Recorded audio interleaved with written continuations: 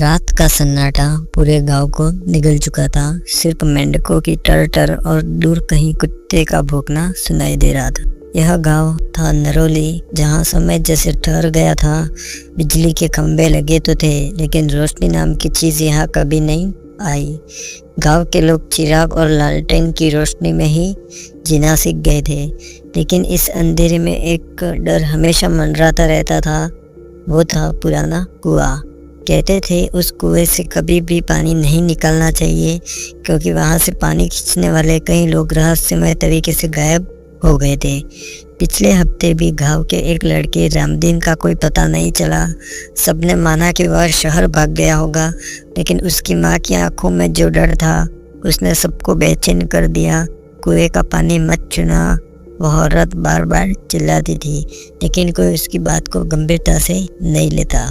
कहानी यहीं से शुरू होती है। गांव में एक नया स्कूल टीचर आया था। नाम था अभय शुक्ला। वह पढ़ा लिखा था, शहर से आया हुआ था और गांव के अंधविश्वासों पर हंसता था।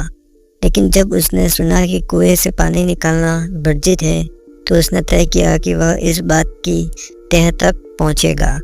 रात के 11 बजे चांदनी हल्की सी चमक आ रही थी। अभय ने अपनी लालटेन उठाई और सीधे कुएं की ओर चल पड़ा। रास्ता सुनसान था, लेकिन दूर कहीं से ढोल नगाड़ों की आवाज़ आ रही थी। शायद किसी घर में शादी हो रही हो। उसने ध्यान नहीं दिया और कुएं के पास पहुंच गया। कुआं बहुत पुराना था, उस पर बेलें चढ़ी हुई थी और उसके चारों ओर किसी ने नींबू मिर्च लटका रखे थे। अभय मुस्कुराया, ये सब बकवास है।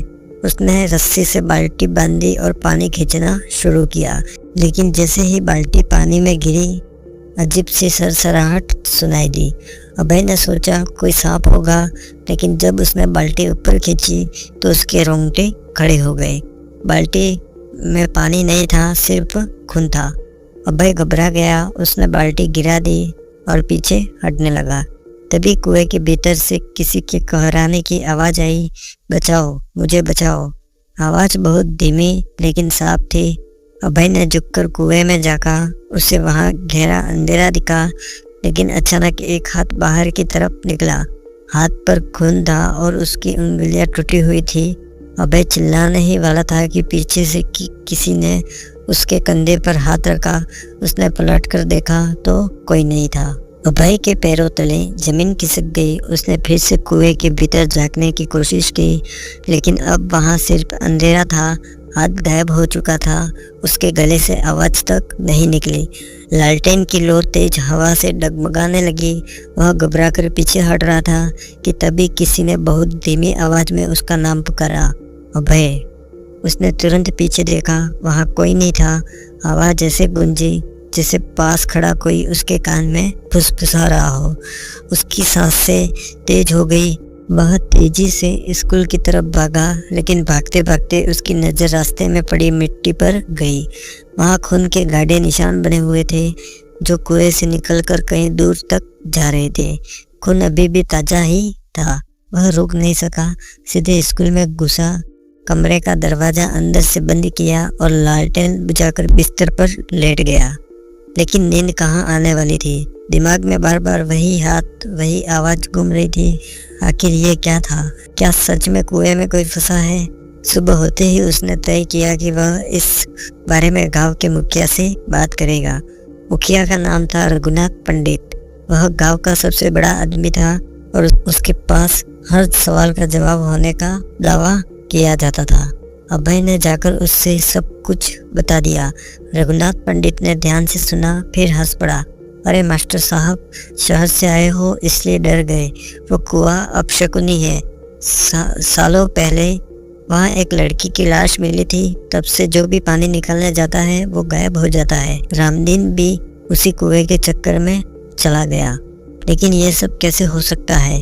ये 21वीं सदी है, अभय ने तर्क दिया। पंडित ने गहरी सांस ली। बेटा, हर चीज़ किताबों में नहीं मिलती, कुछ बातें अनुभव से आती हैं। उस कुएं में मत जाना, वरना अगला नाम तुम्हारा होगा। अभय ने बहस नहीं की, लेकिन उसका दिमाग इस बात को मानने को तैयार नहीं था। उसने सोचा कि वह खुद इस राज का पर्दा फाश करेगा। उसने रामदीन की माँ से भी मुलाकात की। औरत रोते रोते बोली, बाबूजी मेरा बेटा सीधा साधा था, किसी से दुश्मनी नहीं थी, बस एक दिन कुएं की तरफ गया और फिर वापस ही नहीं आया। अभय के मन में शक गहरा गया, क्या ये वाकई कोई भूत प्रेत का मामला है या कोई रहस्यमय खेल चल रहा है। उसने फिर रात का इंतजार किया। इस बार उसने खुद को तैयार किया। एक मजबूत रस्सी, टॉर्च और मोबाइल कैमरा लेकर वह कुएं की ओर चल पड़ा। रात का समय था, लेकिन इस बार माहौल अजीब तरह से खामोश था। कोई आवाज़ नहीं, न कुत्ते भौंक रहे थे, न मेंढक। जब वह कुएं तक पहुंचा तो उसे मिट्टी पर कुछ और ताज़ा खून के धब्बे दिखे। उसका दिल जोर जोर से धड़कने लगा। उसने रस्सी कुएं में डाली और धीरे धीरे नीचे उतरने लगा।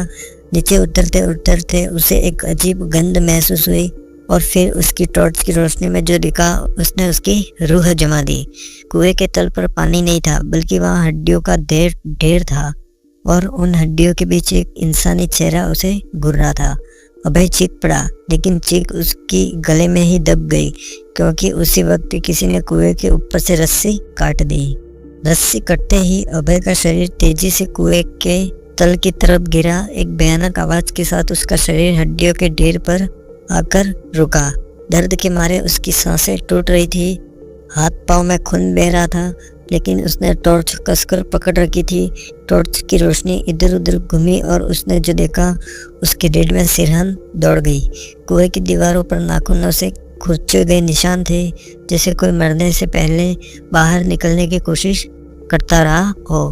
कुछ जगहों पर खून से लिखे शब्द दिखाई दे रहे थे, रघुनाथ बचाओ। अभय का दिमाग चकरा गया। क्या ये वही रघुनाथ है, पंडित है, जो उसे समझा रहा था कि कुएं से दूर रहो। तभी कुएं के दूसरे सिरे से हल्की रोशनी दिखी। अभय घिसटते हुए वहां पहुंचा। टॉर्च की रोशनी में एक छोटा सुरंगनुमा रास्ता दिखा। वह जान बचाने के लिए उसी रास्ते में घुस गया। अंदर गुप्त अंधेरा था, मिट्टी और बदबू से उसका दम घुट रहा था, लेकिन अचानक उसने एक कहराती आवाज सुनी, बचाओ, कोई है क्या। उसने रोशनी उस तरफ डाली। वहाँ एक लड़का पड़ा था, बेहद कमजोर हालत में। वही था रामदीन। उसके हाथ पैर रस्सियों से बंधे थे। अभय ने कांपते हाथों से रस्सियाँ खोली। रामदीन ने टूटती सांसों में कहा, भागो, पंडित मार देगा। अभय समझ गया कि ये सब अंधविश्वास नहीं, बल्कि पंडित की साजिश है। उसने रामदीन को सहारा देकर सुरंग से बाहर निकलने की कोशिश की, लेकिन तभी उनके सामने एक परछाई आ खड़ी हुई, रघुनाथ पंडित। उसके हाथ में तेज धार वाली कुदाल का देखकर सरिये को उठाया और पूरी ताकत से पंडित के सिर पर दे मारा। पंडित लड़खड़ा कर गिर पड़ा। अभय और रामदीन किसी तरह सुरंग से बाहर निकले। बाहर आते ही उन्होंने पुलिस को खबर दी। अगले दिन गांव में खलबली मच गई। कुएं की खुदाई में कम से कम 7 लाशों के कंकाल मिले। रघुनाथ पंडित को गिरफ्तार कर लिया गया। उसने कबूल किया कि वो गांव की लड़कियों को फंसाकर उनका बलात्कार करता और फिर उन्हें मारकर कुएं में फेंक देता। जब लोग शक करने लगे तो उसने अंधविश्वास फैलाया कि कुएं में भूत है। अभय ने गांव छोड़ने से पहले आखिरी बार कुएं को देखा। सूरज की रोशनी में भी वह कुआं अजीब सा लग रहा था। उसकी गहराई अब भी डरावनी थी, लेकिन एक बात साफ थी कि कभी कभी सबसे बड़ा भूत कोई आत्मा नहीं, बल्कि इंसान के भीतर छिपा हुआ राक्षस होता है। तो दोस्तों, ये कहानी कैसी लगी, जिसमें एक बलात्कारी पंडित होता है जो लड़कियों का शोषण कर उन्हें मारकर कुएं में दफना देता है, लेकिन एक अभय मास्टर आता है और अपनी जान पर खेलकर इस सच को गांव वालों के सामने लाता है। तो दोस्तों, इस प्रकार की डरावनी कहानियों के लिए हमारे चैनल को सब्सक्राइब करें, वीडियोस को लाइक करें, ज़्यादा से ज़्यादा शेयर करें और हमसे जुड़े रहें। धन्यवाद।